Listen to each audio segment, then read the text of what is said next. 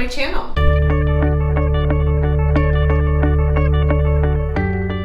As you can see, we've got our ears on again today, so today is going to be another Disney vlog. In this video, I'm going to talk all things Disney Park, specifically about Walt Disney World in Orlando, Florida. I did recently do a video on information and a travel guide for Disneyland in California, so I encourage you to check that out if you are considering one park or the other, or if you want information on both. Also, I will be doing a video in the near future on an international Disney park, so make sure you subscribe to this channel so you don't miss out on that one. And also, before we get started, the information I'm going to provide you today is just based on my experiences. There might be different things that you might want to experience, so take that into consideration. But hopefully, this will provide you with information to allow you to get the most out of your vacation and your time spent at the Disney parks. All right, so let's go ahead and let's head over to Florida.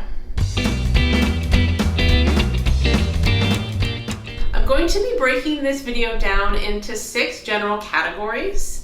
And I will timestamp these in the description. If you wanted to skip to one of these or skip over any of these, you're welcome to do so. First, I'm going to talk about the best times to go and how many days you're going to need to plan for your vacation. I'm also going to talk about getting there and getting around once you are at the Disney World Resort. I'm going to talk about essential items and things that you will need, and I definitely recommend having when you take your vacation and when you are at the parks. I'm going to talk about hotels and where to stay when you are at Disney World. I'm going to talk about buying tickets. I'm going to talk about where to buy your tickets, when to buy your tickets, and a little more about that process. And also related to tickets, I'm going to talk about a Genie Plus, Lightning Lanes, and Park Hoppers. I'm going to kind of break those down and talk about if I feel they're worth it when you are booking your tickets. I'm also going to provide a few tips for first timers, just to make sure that you're aware of these things, so that way you do have the best experience when you do visit the park.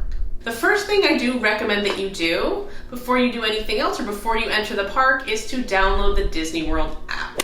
This is not only where you can buy your tickets, but this is also where you're going to have all of that information at your fingertips. This is where you can make dining reservations, you can order food through the mobile ordering system, you're going to have access to all the Lightning Lane information, as well as all of the map, the park map, as well as wait times.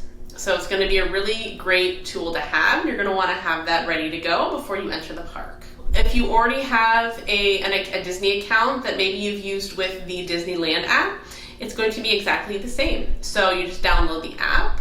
It will give you that specific information for that park, but it will all be linked, and this will be really, really easy to have all of that information already right there. So let's talk about the best times to go. And I'm going to talk about the best times to go, where you're going to see maybe the most favorable weather and the lowest crowd levels, so it will be the less busy. And I'm going to talk about times that are less than ideal to go. It's always going to be a great idea to go. There's never a bad time to go to Disney World, but there are certain factors that you'll have to take into consideration to make the most out of your trip. And I will provide some tips on how to make sure that you get the most out of that your vacation if you are going at a time where weather may not be the best or it tends to get a little bit more busy. Though the crowd levels vary, just like they do at Disneyland in California, the weather is going to be a little bit different. It will be more consistently warmer in Orlando, Florida than it will be in Southern California. It will also be humid throughout the year. So humidity is going to vary depending on the time of the year, but typically this is going to be a lot warmer, and that humidity will also make it feel warmer. So that's a consideration as you are packing and as you're traveling there as well. Mid-June through October is hurricane season in that area, so in the Gulf of Mexico and in the Atlantic. So that brings a little bit more rain to Florida. So that is also something to consider. If you are going to go during that time, just prepare ahead of time. It still can be a great experience, but you do want to know that you are likely to encounter some rain. Rain might happen throughout the year as well.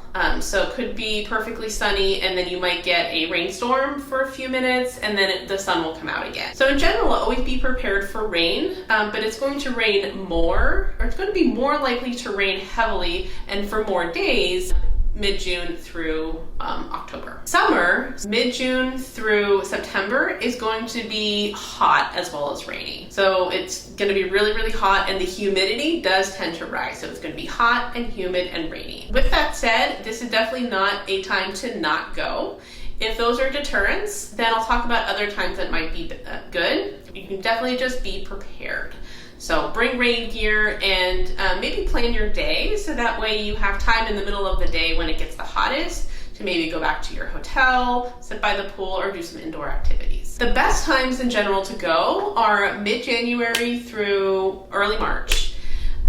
This is when weather tends to be more mild. This is when the parks tend to be the least busy. This is at the end of the holiday season when people are back at work and kids are back at school. You don't really have any of those major holiday breaks within that time. If you go end of January, early February, you might still see some of the holiday theming and overlays for those rides.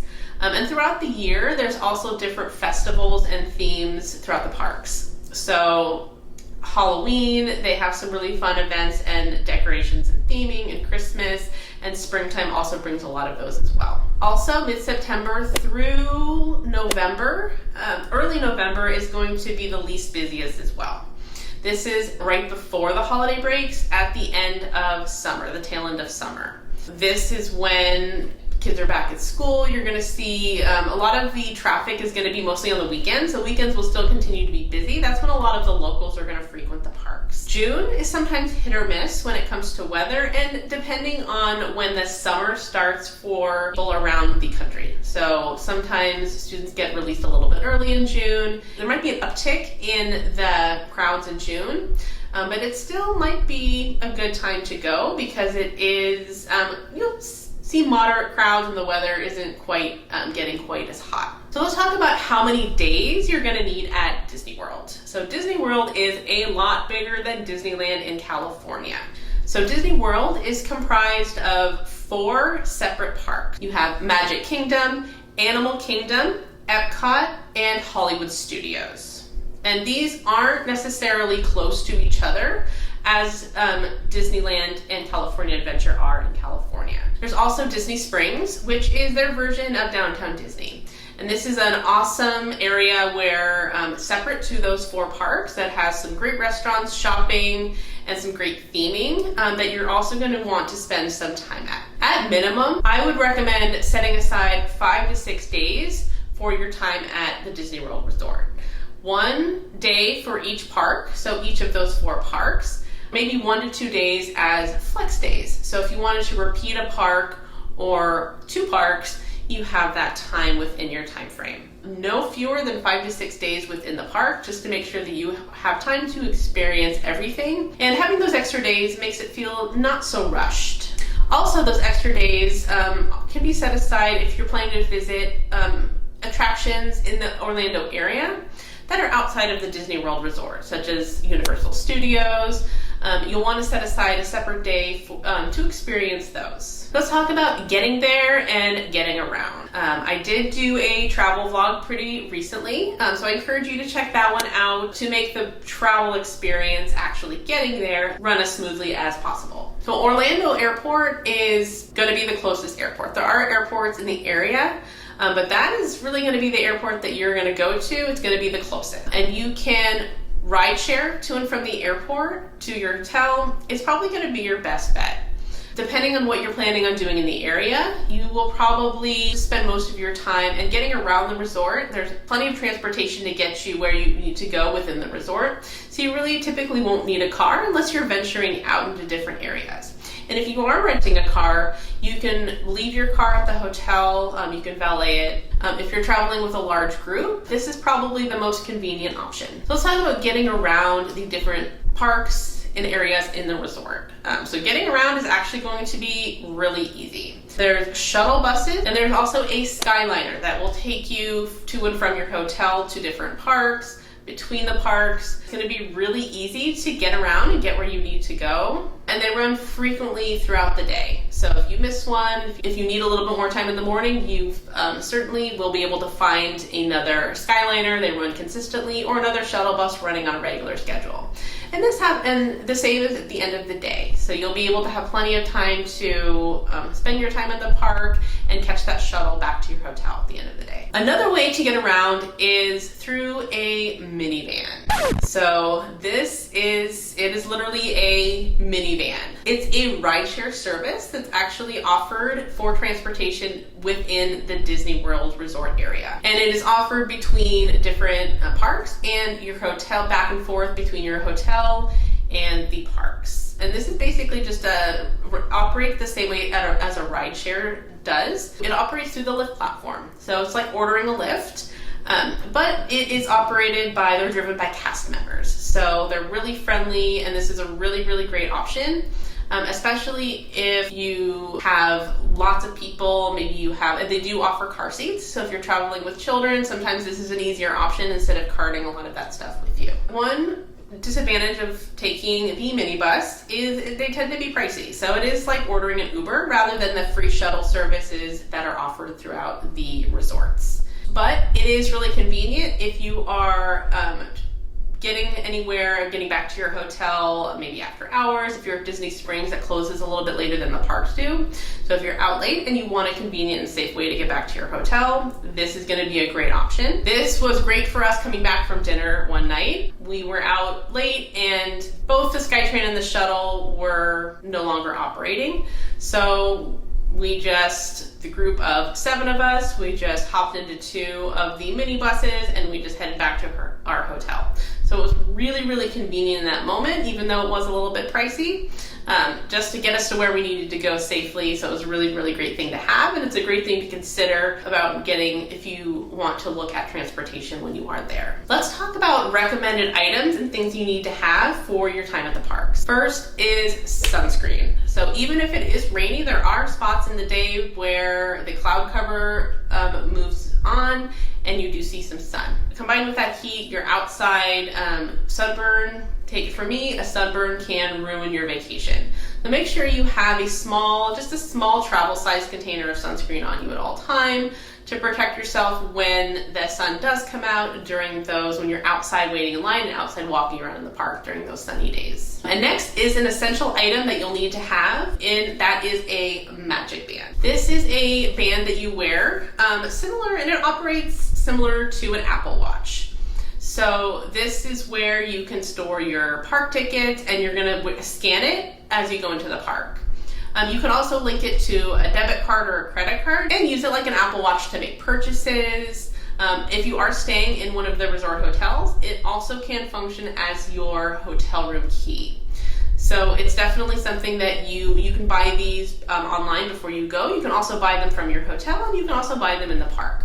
So if you forgot to get one and you didn't get one ahead of time, not to worry, you can get one when you are there. They come in all different themes, they come in all different colors. And one other nice thing about these is it allows a more interactive experience when you're in the park. So throughout all of the parks, you're going to see these gold statues, and if you scan your band near them at the designated circle, they light up, they play music, and they talk. So it's a really, really fun experience. So that's another reason that these are essential to have when you're traveling to Disney World. Next is a power bank or a portable charger. I have mentioned this in my other videos. This is something that if you are traveling away from home for any period of time, this is something you need to have. They are small, they're affordable, they're really lightweight. And using your phone, you're going to be using your phone a lot to take pictures, take videos, which you should, to commemorate your trip. Also, the Disney World app can sometimes drain your battery just by using your phone. And before you know it, it can drain, you can have limited power kind of towards the end of the day. So having one of these is really important because you can plug it in, you can charge, you can have typically more than one charge.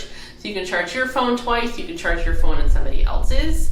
I will link one in the description, but these are essential to have. They're small and lightweight. You just carry it in your pocket or in your purse, so you always have it on you. And then at night, I just charge it along with my phone, and then the next morning, both of those are fully charged. Next is rain gear. So I definitely recommend having a rain poncho with you. These are smaller, more lightweight, more compact than carrying around an umbrella. You fold it up, you throw it in your bag, so that way even if you don't need it that day, it doesn't take up a lot of space. And if it does start to rain, especially unexpectedly, you can pull it out and you get a lot. It covers you up really, really well. I do recommend buying these before you leave. So you can buy these on Amazon. You can get them at most department stores, so Target would have them. And oftentimes you can buy them in multiple packs. So you can buy one for each member of your family. At the end of your trip, if you choose to discard them, you can, or you can reuse them. You definitely reuse them across multiple days. And at the end of your trip, if you choose to discard them, you can. You can buy them at the park. Sometimes, especially on rainy days, lines for these get really long. Sometimes they're sold out. And they can get a little bit pricey. So this is definitely a much more convenient way to make sure you secure one. It's also going to be a more affordable way to make sure that you get those ponchos. So I definitely recommend having one of those on you when you're in Florida, regardless of whether or not you've seen the weather report and it says it's not going to rain. You never know. So unexpectedly, you might get a rainstorm. Next, let's talk about hotels and where to stay when you're at the Disney resort. Just like at Disneyland, there are official Disney hotels, and then there are unofficial hotels or partner hotels or offsite hotels. The on-site hotels are themed and oftentimes incorporated into the different areas in the resort. So they're much more convenient, and really a lot of them are right there next to a particular park. And these are, again, second to none when it comes to theming and immersion. And each one has its own unique theming. So Animal Kingdom has a nice African theme, and you can actually see the animals from the safari come up next to the balconies and near the dining area. So that's a really nice experience for someone who loves animals, and it's really close to Animal Kingdom. So that might be the park that you start out with in your trip, or the beginning of the day, if that's the day that you're gonna go there. Really, really convenient. There's also Port Orleans, and that has a nice Louisiana Bayou theme to it. There's the Grand Floridian, which is a really, really nice upscale resort as part of and that's a really well-known resort at Disney World. There's also several other ones that have beach or Caribbean themes. And the Riviera Resort, for example, that one has a very French or European motif and theming. And there's many more. They're all unique. They're all really, really nice. The immersion is really, really well done. When you're searching on the website for hotels, make sure that you pay attention to the information it's going to give you. And it does give you really, really detailed information on the park that it is adjacent to. So if it's going to tell you this is near Epcot, it's going to tell you if it is a resort that is near Animal Kingdom. So make sure that you kind of look for that, to consider that as one of your choices. And it's also going to give you information on the specific type of transportation that will be available from that resort. So the Riviera Resort, for example, has easy access to the Skyliner or the shuttle bus if you're going to Magic Kingdom. So make sure that you look for that, and that might be a consideration in making your choice. But really, your choice is going to be down to the location and the theming, and depending on how you want to spend your time. Personally, as terms of choosing a hotel when I'm staying at Disney World, this is personally going to be my choice. It's definitely going to be once in a lifetime, and it's not something that you do every day. So this is personally my choice, just to make sure that your trip is that much better. There are also partner hotels that aren't necessarily Disney hotels, but they also have a lot of amenities that really make them a really nice pick. So a lot of them will have shuttle buses that will take you to certain parks to and from, and that is something I definitely would look at as a requisite when you are looking at those partner hotels. You can certainly ride share to and from where you're going, but if you can find an off-property hotel that offers a shuttle, that's going to be your best bet. Also, an advantage of some of these is these are chain hotels, so you can redeem and earn points at many of the worldwide resort hotels, which is also a really nice perk if you are traveling or if this is something that you want to take advantage of. Now let's talk about buying tickets. So buying tickets is going to be really easy. The easiest way is just going to be to do it online at the Disney World website. You can buy multi-day tickets. This is where you can choose to buy a park hopper. You're going to be able to pick your specific days when you will redeem your ticket. And you can redeem, you can go to the parks on non-consecutive days.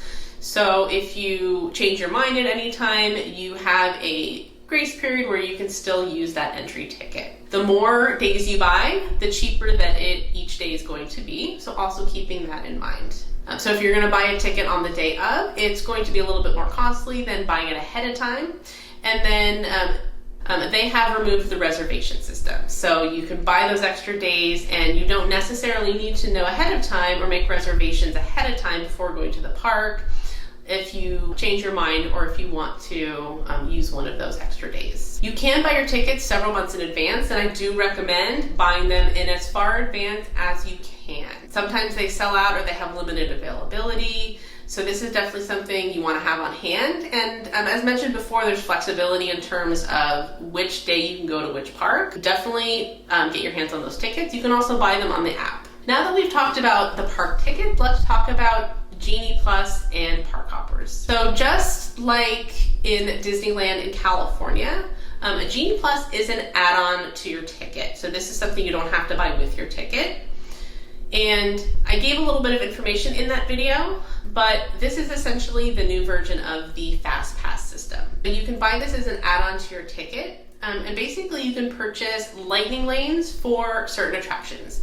Not all attractions will offer this, but some do, and some that do are some of the busiest attractions that have the longest wait times. So you can, if you've added this onto your ticket as early in the morning before you even go to the park, as early as 7 a.m., you can go ahead and you can start booking those lightning lane attractions.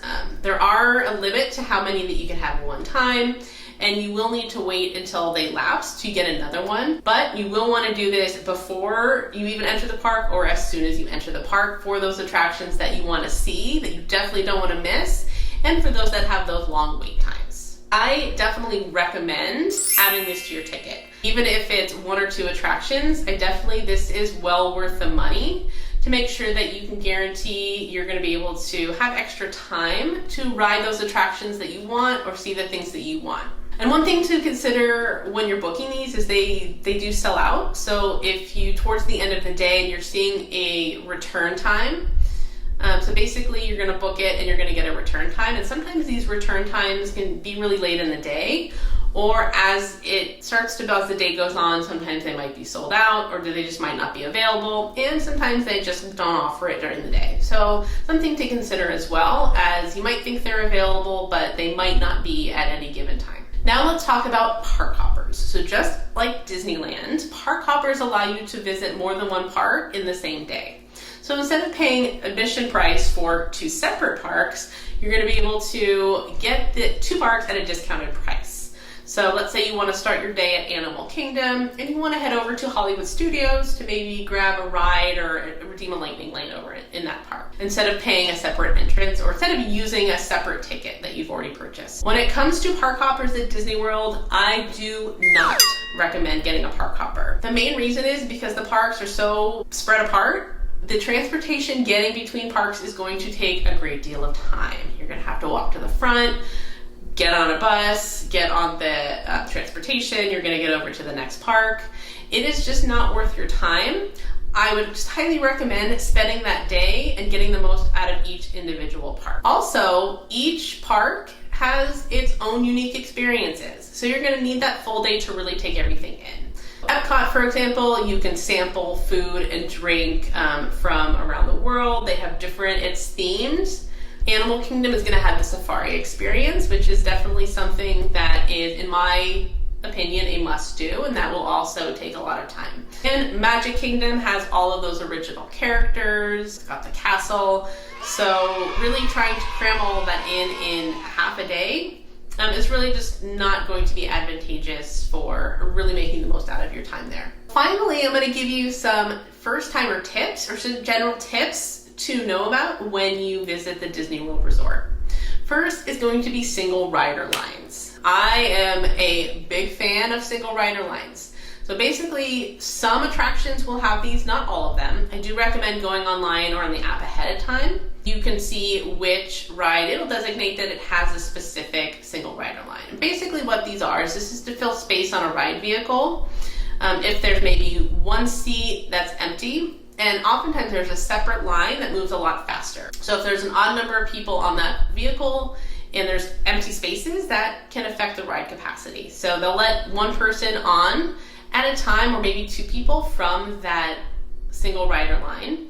So oftentimes, not always, but oftentimes the lines go a lot faster. You can get on the attraction a lot more quickly. The disadvantage of the single rider lines is it's not guaranteed that you're going to be able to go on the ride with the person that you're traveling with. So if that is not an issue for you, I definitely recommend those single rider lines for the rides and the attractions that have them. And the second is character dining experiences. There are a lot of these to choose from, but these are definitely recommended. There's some for lunch, there's some for dinner.